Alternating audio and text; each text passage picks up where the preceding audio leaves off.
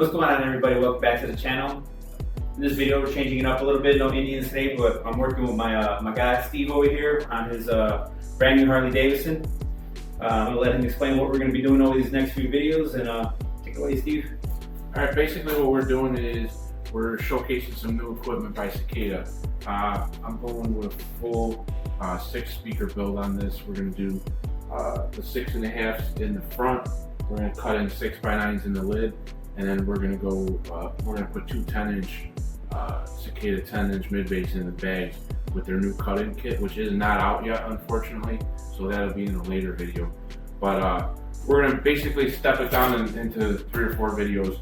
One, if you're gonna just do front speakers, we're gonna show you what that's about, what's involved, what you need, and we'll go ahead, we'll put just the front speakers in, and then if that's the route you're going, that's the video for you.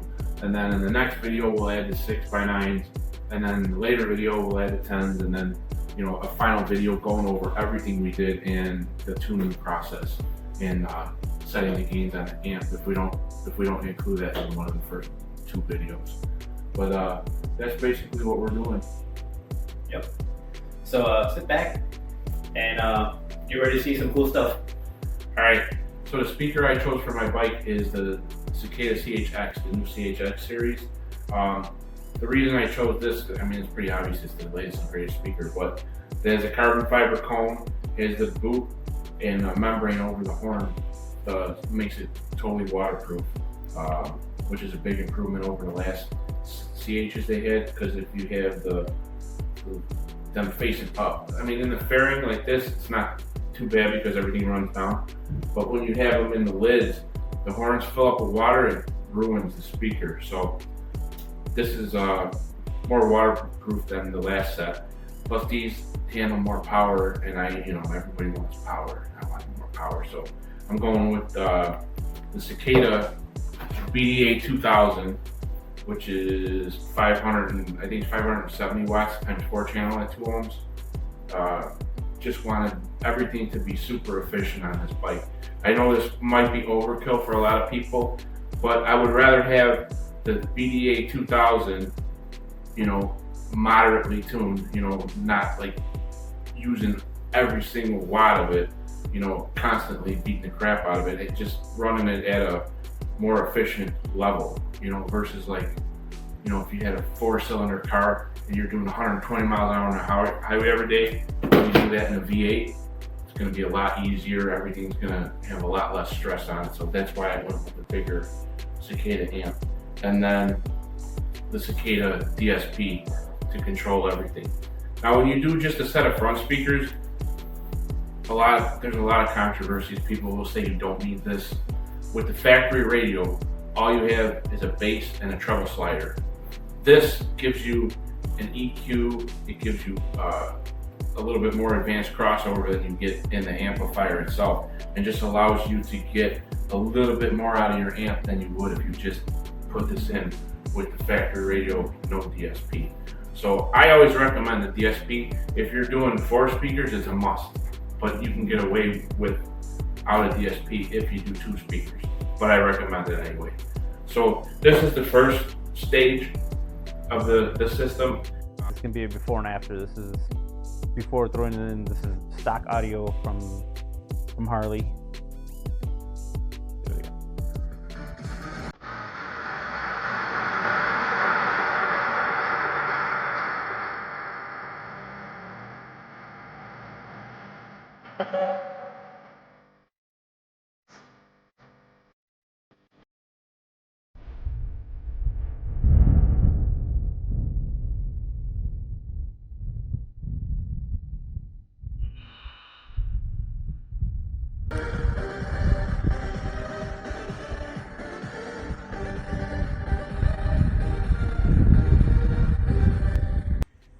Right on the clutch side, you got to find the fuse panel, pull the cover off, and then you got to get to this fuse right here.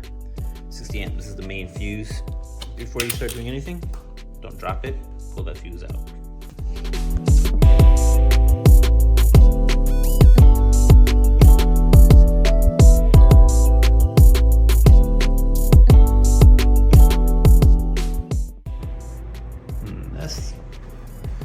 the room you got to work with. Once you got the fairing removed. Doesn't look like a whole lot, but we'll see what we can do.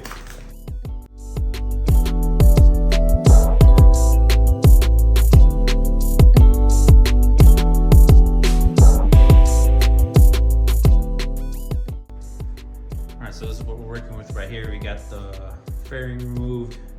We got the headlight removed. This is now some of the room that we got to work with, but in order to fit the brackets and stuff, we also got to take out the head unit. So take out a few more parts.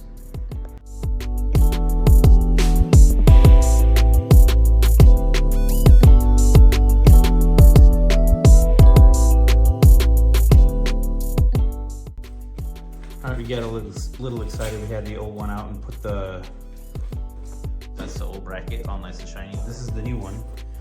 That's that, and then the rack goes into that. Yeah, so we got this right here. This is the new bracket. It's been cut and modified to fit the headlight and all this other stuff. And we have this other. This is the Lex rack. Which you gotta feed all those wires through, and that should bolt onto those over there. Yep. You need some bolts, buddy. Yep. So that way you could fit all the amps and everything in there. But you have to pretty much remove everything inside the fairing to get these racks in here. If it's going to be a basic single amp install, you might not have to do all of this, but since we're going a little above and beyond, this is why we're gonna do all this. Oh yeah. Okay, so we had to modify the headlight a little bit. This up on top, we had these two tabs that need to be removed, and then these other tabs down here where you can see the cut. We had to cut those smooth so that way they fit in under the amp rack. So they still got these two tabs on either side that can still bolt onto the new amp rack, and then the two on the bottom. So should be good. All right, let's get a quick recap of where we're at right now. So far, We just cut a whole bunch of stuff. yeah, we did cut a whole bunch of stuff. Should have showed you guys a little bit before, but the headlight, the brackets that were up on top needed to get cut to fit with this rack. So we had to cut the mounting tabs off, but now we got these that'll fit in those tabs. We had to cut these tabs a little to fit these amps in there. As you can see, it is a really tight fit. We're gonna make sure that the head unit fits in there right now, but everything looks like it's lining up. We're gonna have to heat up the vents to push those out, so that way the amps can slide back just a little bit more. But it's a tight fit, but it looks like it's all gonna fit. In order to fit the amps in completely, you have to heat the vents up and kind of push them in a little bit just to give us a little bit of time just to make sure they work.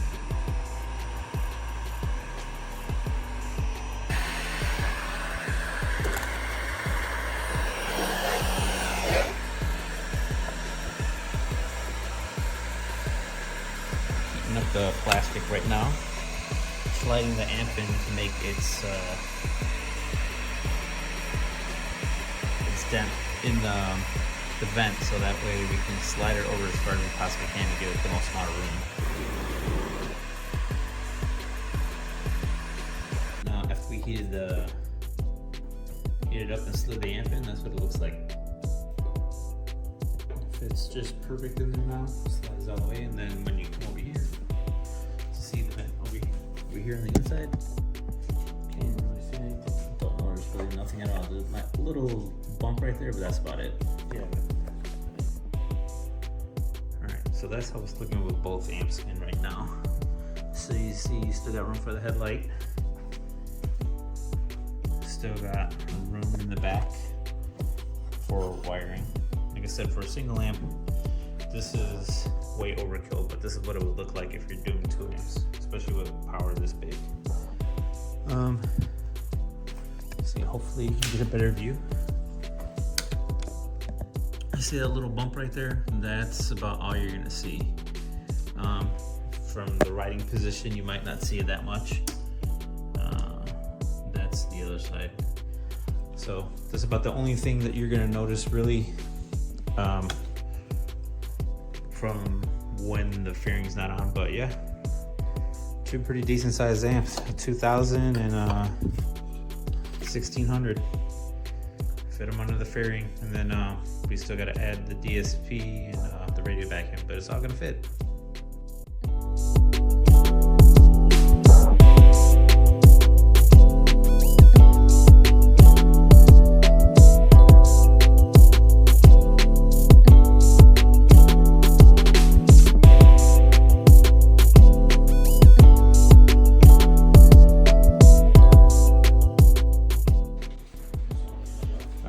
Get a quick update of where we're at. It got a little crazy, so hopefully you've seen the time lapse that's working, but we're able to pull all the speaker wire inside the frame right around over there. It's all hanging out over there. We got some of it crossed over to over here for this side of the bike. We ran the 2 sets of 4 gauge through the backbone. Came out real clean over here. We're not done yet, but I just wanted to show you guys where we're running stuff. It came out through here, through the opening. So yeah, it looks real clean. I don't know if you can see it really well because I pulled it through really good. But yeah, progress.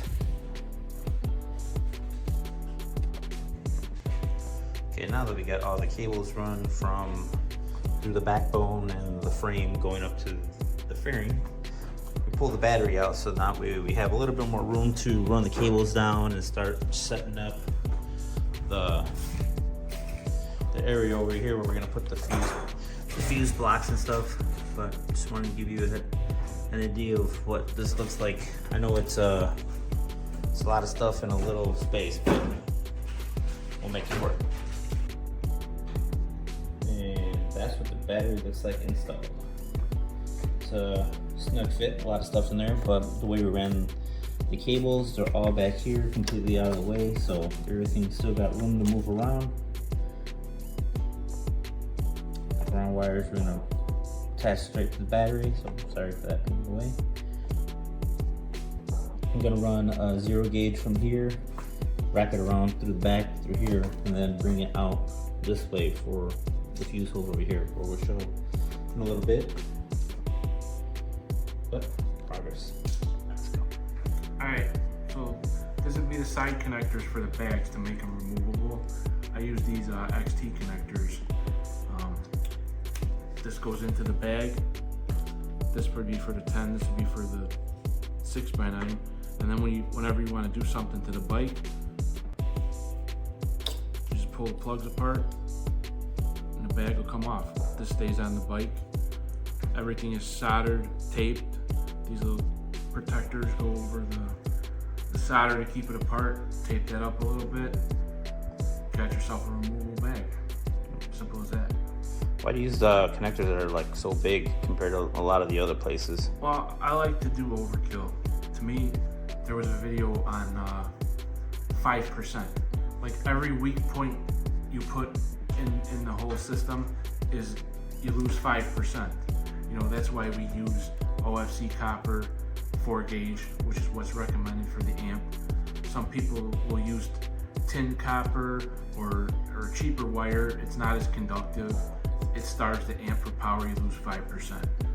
Now, we run this 12 gauge and 10 gauge wire from the amp back to here.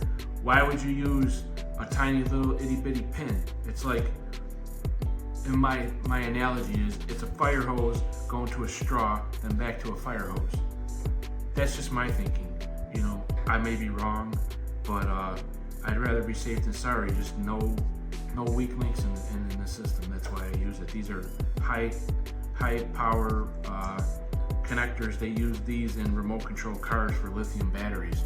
So they're designed to handle a lot of power. So that's why I use them.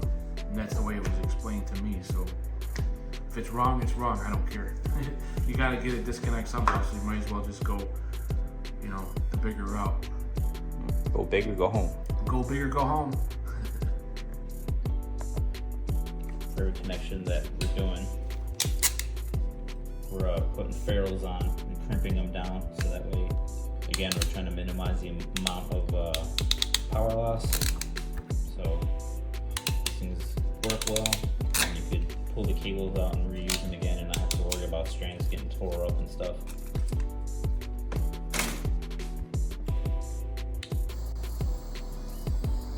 After your ferrules are crimped on, throw on some heat shrink so that we can make sure everything is safe, no chance for grounding. No short circuits, stragglers. A lot of people would just strip the wire and put it in there, but you know, one little strand of that wire touches something outside here, metal, and it can cause a problem. I'm not saying you're gonna burn your whole fucking bike down. Your whole bike down, but you just want to minimize any chance of that happening.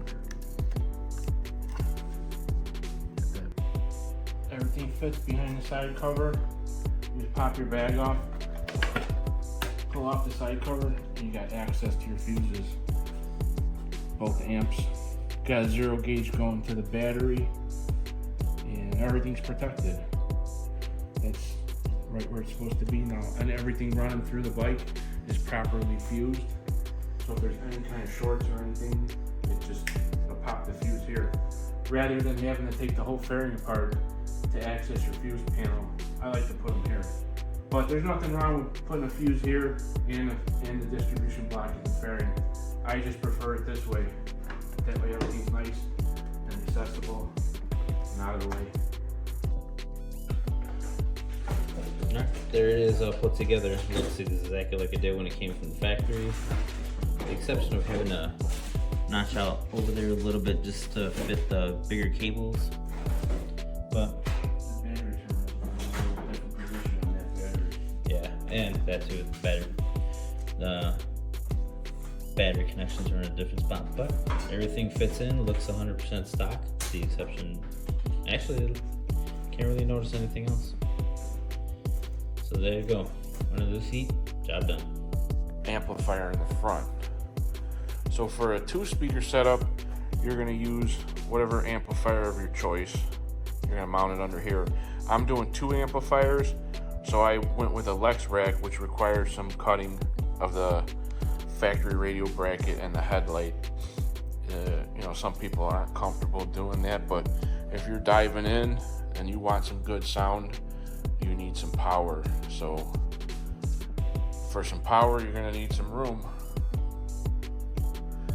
So we went with the BDA 2000 because I'm doing 2 channels of the BDA 2000 to the front speakers, and then I'm doing 2 to the back. So this is way overkill if you're doing 2 speakers. I also went with the DSP, the Cicada one. Very nice, matches the amplifiers that you're never going to see once I put the fairing back together. But hey, I like things to be cohesive. There's 2 different ways to go with the harnesses. Cicada makes a T harness, which gives you RCA outputs, gives you all your power connections for your DSP. I chose to use this one that plugs straight into the speaker pod connections and the backbone harness.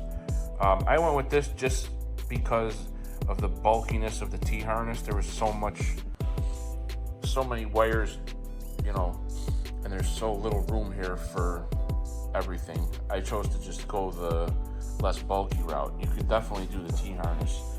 So what I did is I ran a power and a ground right here back to the battery, and I fused it, put a fuse holder by the battery. So that's how I got my power and ground for the DSP, no splicing of the factory harness. Then you got your accessory plug that's in every Harley. So I got my wire there, spliced it in for the remote turn on for the DSP. And then you come out of the DSP with the remote for the amp. Now this is all just temporary wiring. It's gonna get all soldered, tucked away real nice and neat in here. I have it out because I need to get to the gains on the amplifier, which are underneath the factory radio, down in there, the amplifier. So I just move the factory radio out of the way, pull the amplifier back and adjust my gains, and then once everything's done, I'll tighten it back up, put everything away, tighten all the wires up and tuck them away and secure everything and put the fairing back on. So that's it for you guys with the 2-speaker setup. That's what you're looking at.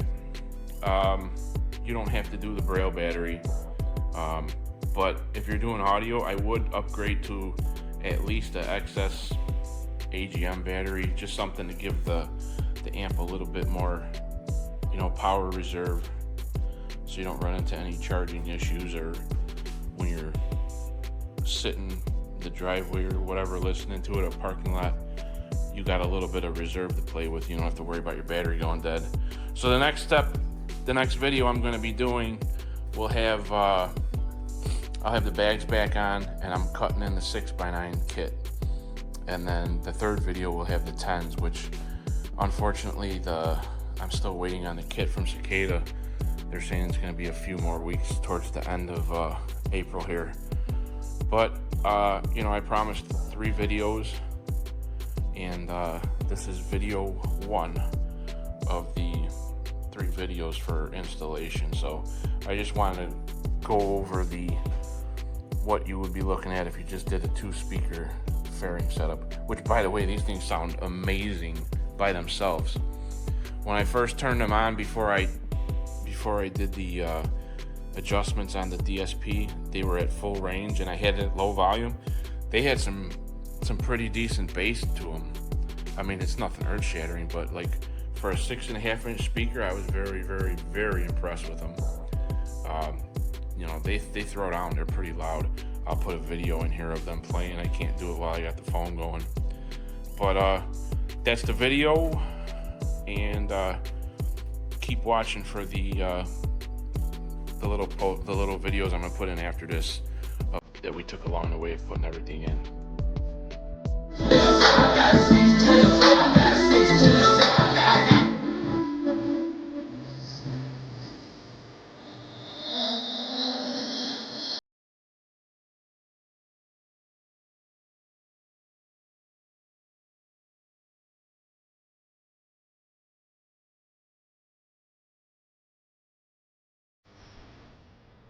Alright, well, I hope you guys liked what you saw.